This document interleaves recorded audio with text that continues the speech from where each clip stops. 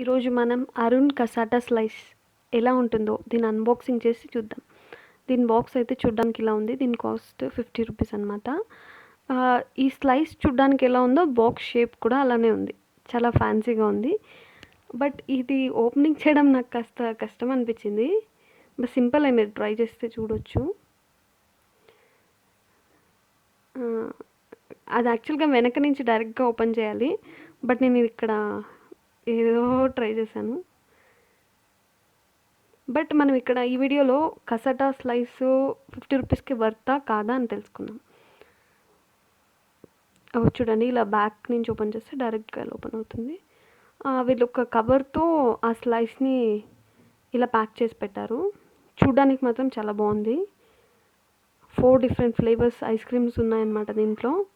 First brown colour కనపడుతుంది కదా, అది chocolate. Next strawberry, vanilla, tutti frutti అనమాట. దీని ఎడ్జెస్ ఏదైతే ఉన్నాయి కదా మనకి, అది కేక్తో ఉన్నాయన్నమాట. పైనంతా మనకి పిస్తా, చాలా డ్రై ఫ్రూట్సే వేశారు.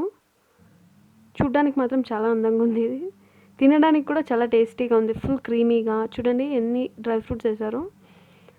వర్తే, కానీ స్లైస్ చాలా చిన్నది అనిపించింది నాకు యాక్చువల్గా. చూడండి, ఇక్కడ దగ్గర నుంచి చూస్తే ఇలా ఉంది. బట్ ఐస్ క్రీమ్ మాత్రం చాలా క్రీమీగా ఉంది,